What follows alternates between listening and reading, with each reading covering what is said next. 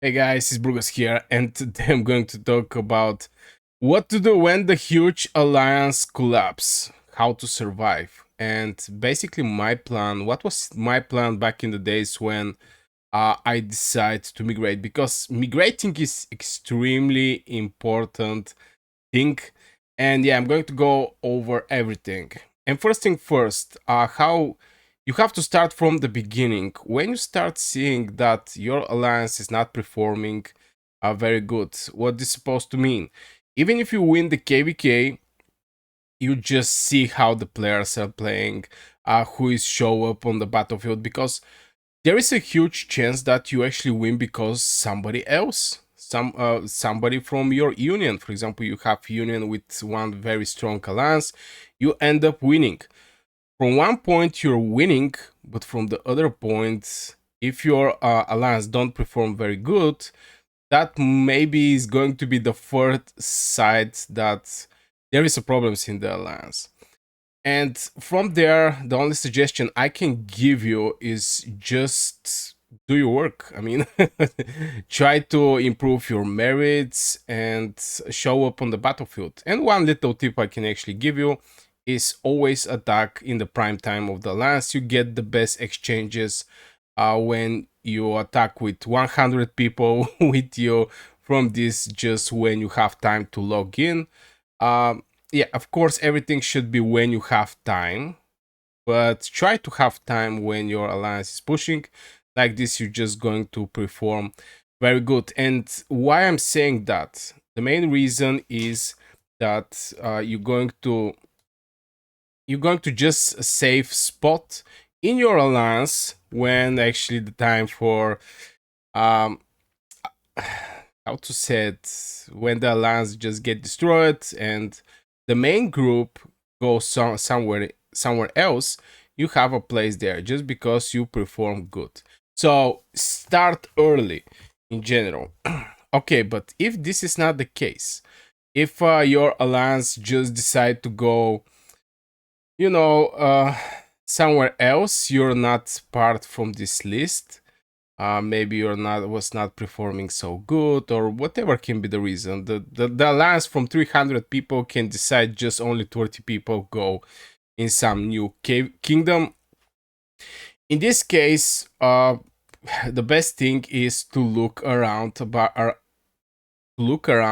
on people who is um also not, how to say it, also not in these lists.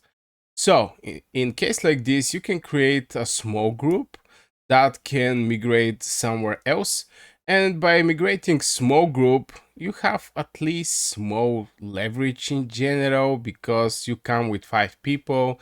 So something like this. I mean, this is something new for me, but yeah, in general, just somebody to take care about this, and you can say yes or no, because if they decide to migrate in some kingdom that is also not so good, it's completely pointless to go with them.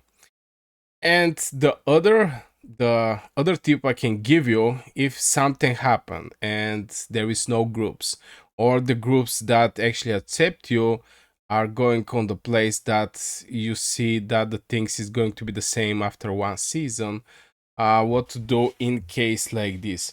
In case like this, just start riding on, basically pick kingdoms that you like. Of course, picking the top kingdoms, and the fact that the main group didn't accept you, most likely the top kingdoms is also not going to accept you. No matter what. Okay, the reasons can be you're, somebody say you are toxic or something like this, but you're performing extremely well on the battlefield. You may have good chances to go in the top home kingdoms, but keep in mind something, that the top kingdoms are already full, and it's very hard to actually join in this type of kingdom. So you have to go on plan B, which is some medium kingdoms that is not fully, how to say, developed. Or the best way, this is basically the best way, is to find, it can be in the Discord, it can be from other people you know, or whatever, to find a fresh new server where some group of very active players decide to go.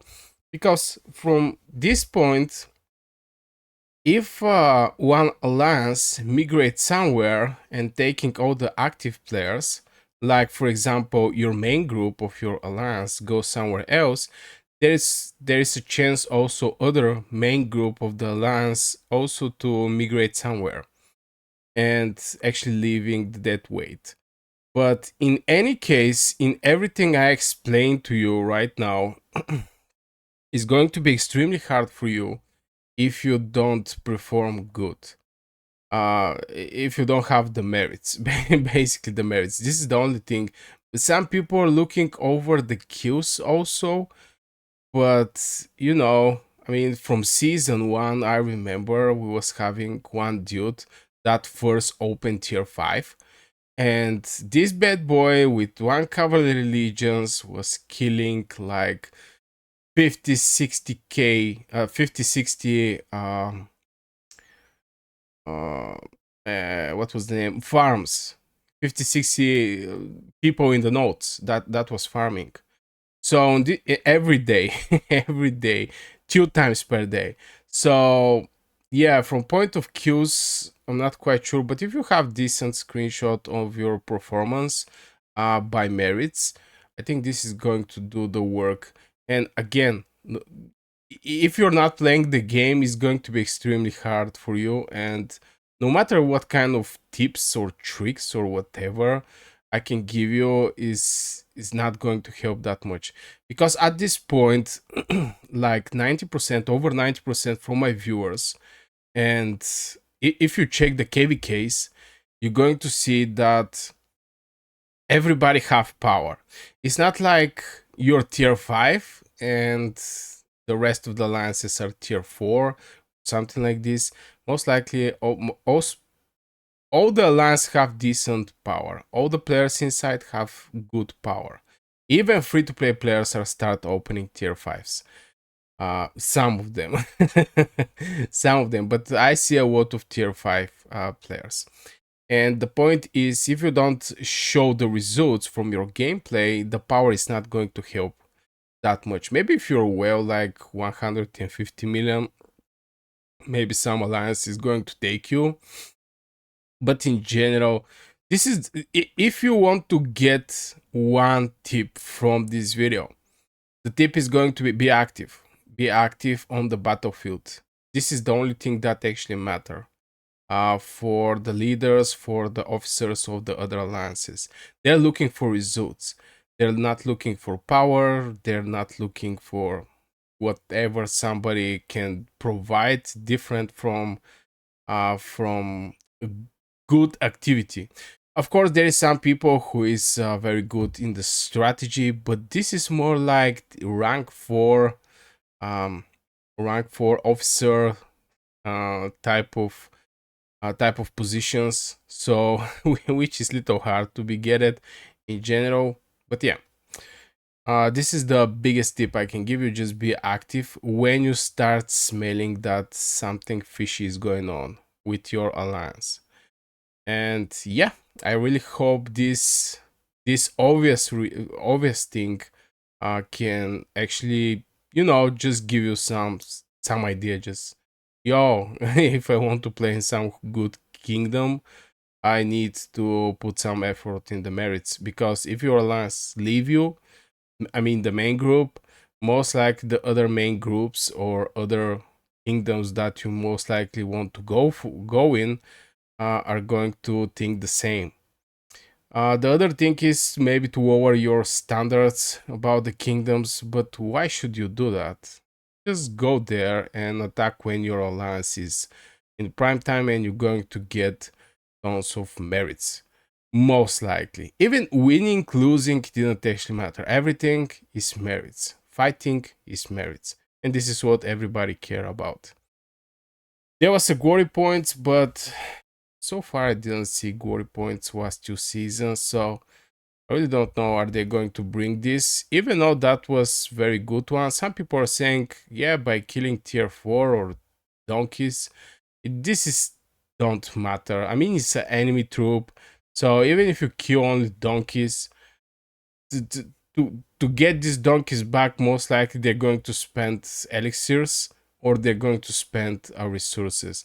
So in both cases, you're winning.